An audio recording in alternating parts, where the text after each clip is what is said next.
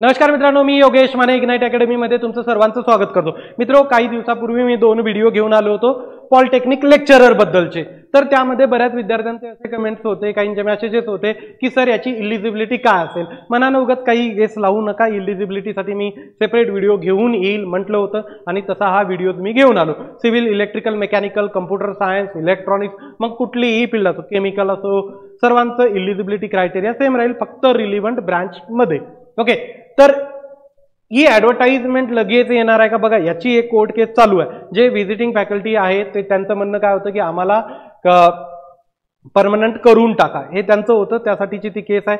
त्यामुळे याच्यावर स्टे लागलेला आहे. तर लगेच रिक्रुटमेंट होणार आहे का, तर सध्या तसं काही लगेच दिसत नाही. वॅकन्सीज खूप आहेत, फक्त त्याच्यावर स्टे आहे. आणि हे लक्षात घ्या की तुमच्या ज्या ऑनगोईंग रिक्रुटमेंट आहेत ना त्याच्यावरच फोकस ठेवा. त्याच्यासोबत याचीही तयारी होते, म्हणजे की तुम्ही बीएमसीची तयारी करत असाल, WRDची तयारी करत असाल तर यांची तयारी चालू द्या. त्याच्यातही टेक्निकलच आहे. हा पेपर तर पूर्ण पॉलिटेक्निक लेक्चररचा पूर्ण पेपर टेक्निकलच होतो, नॉन टेक्निकल याच्यामध्ये काही नाही.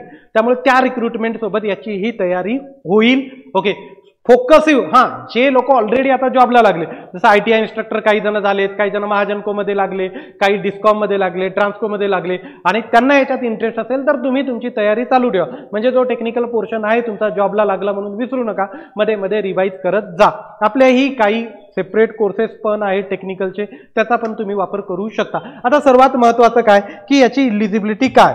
आता हे बघा, एज लिमिट तर सर्वांना माहिती आहे, जे MPSCचं आहे. ॲडव्हर्टाइजमेंट कोण काढतं, तर ॲडव्हर्टाइजमेंट MPSC मार्फत निघते. स्टेजेस काय असतात, तर पहिले रिटर्न होते आणि त्यानंतर त्याचा इंटरव्ह्यू होतो. एज लिमिट काय, तर ओपनसाठी 38 असेल आणि मागासवर्गीयांसाठी 43 असणार आहे. क्लिअर आहे, MPSCचं जे एज लिमिट असेल ते. आता बघा, काही दिवसापूर्वी एक असिस्टंट प्रोफेसरची जाहिरात आली होती गव्हर्नमेंट इंजिनिअरिंग कॉलेजच्या.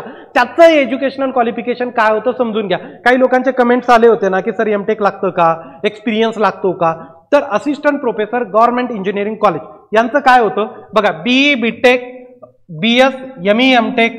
ओके, BE BTech लागतं, त्याचसोबत ME MTech किंवा MS यापैकी एक किंवा इंटिग्रेटेड कोर्स पण लागतो, BTech प्लस MTechचा, राईट. हे लागतं आणि फर्स्ट क्लास असणं गरजेचं आहे. काय, ME MTech फर्स्ट क्लासमध्ये. Clear, BTech MTech first class.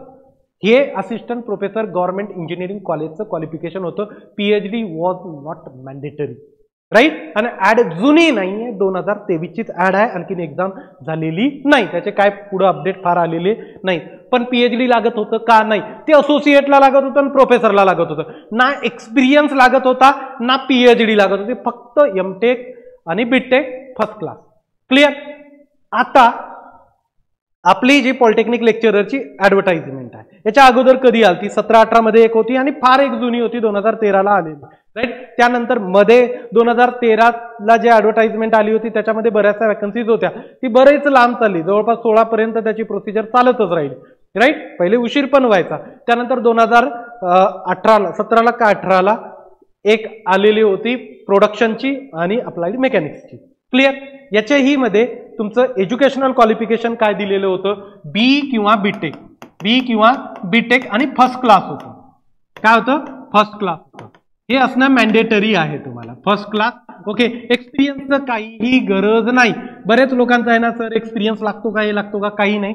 BE BTech okay with first class. Clear. सिव्हिलवाल्यांना सिव्हिलमध्ये, मेकॅनिकलवाल्यांना मेकॅनिकलमध्ये. हा, काही डिपार्टमेंट आहेत जसे की अप्लाइड मेकॅनिक्स, त्याच्यासाठी मेकॅनिकलवाले चालायचे आणि सिव्हिलवाले पण चालत आहेत, राईट. वर्कशॉपसाठी प्रोडक्शन मेकॅनिकलवाले पण चालतात. तर असे काही डिपार्टमेंट आहेत की तिथं 2-2 ब्रँचवाले सुद्धा विद्यार्थी इलिजिबल आहेत. पण सध्याचं हे समजून घ्यायचं की BE BTech with first class हे तुमचा पॉलिटेक्निक लेक्चररचा इलिजिबिलिटी क्रायटेरिया असेल. याच्या व्यतिरिक्त काही चेंजेस या क्रायटेरियामध्ये येतील असं वाटत नाही. जाहिरात, आता या केसेसचं काही झालं तर त्याची जाहिरात येईल. भरपूर वॅकन्सी पॉलिटेक्निक कॉलेजच्या खाली आहे. ओके, तसं तर 18चा लोड AICTEच्या नियमानुसार 18 ते 20चा लोड चालतो एका लेक्चररवर. पण आता भरपूर ठिकाणी लेक्चरर नाही. पुन्हा आणखीन एक केस अशी आहे की व्हिजिटिंग फॅकल्टी CHB आहेत, क्लॉक ओव्हर बेसिसवर घेत आहेत. पण पहिले कसं होतं की काही लोकांना टेम्पररी जॉब दिला जायचा, ओके, काही लोकांना व्हिजिटिंग म्हणून घेतलं जायचं. या कोर्ट केसच्या मॅटरमध्ये आहे ना, हे टेम्पररी घेणं, व्हिजिटिंग घेणं बंदच झालं. आता क्लॉक ओव्हर बेसिसवर घ्यायले तर घेतात. म्हणून बऱ्याच कॉलेजला हे लोक सुद्धा अवेलेबल नाही आहेत. त्यामुळं एक्झिस्टिंग लेक्चररवर पण भरपूर लोड येतो. क्लिअर? म्हणून ही जाहिरात यायला फक्त ती कोर्ट केस एक अडचण आहे. क्लिअर? काही डाऊट्स असतील तर सांगत जा, आपण पुढे घेऊन येऊ. आणि हे लक्षात घ्या की एमपीएससीच्या हे असिस्टंट प्रोफेसरचं जो नोटिफिकेशन होतं ना, त्याच्यामध्ये त्यांनी ग्रेड पॉइंटला इक्विव्हॅलंट पर्सेंटेजमध्ये कसं कन्वर्ट करतात हे पण दिलेलं होतं. सध्या तुम्ही एवढं लक्षात घ्या की तुमच्या ज्या ऑनगोईंग एक्झाम्स आहेत टेक्निकल, त्यांच्यावर फोकस करा, चांगलं टेक्निकल करा. ते टेक्निकल तुम्हाला इकडं कामी येईल. थोडंसं लेवल हायर असू शकते, राईट, पहिल्या तुमच्या बाकीच्या जेई वगैरेच्या एक्झामपेक्षा, पण सध्या त्याच्यावरच फोकस ठेवा. आल्यानंतर तुमचं टेक्निकलचं प्रिपरेशन राहते, थोडेसे एमसीक्यू कुठून लावायचे हे मी नंतर तुम्हाला सांगत जाईल.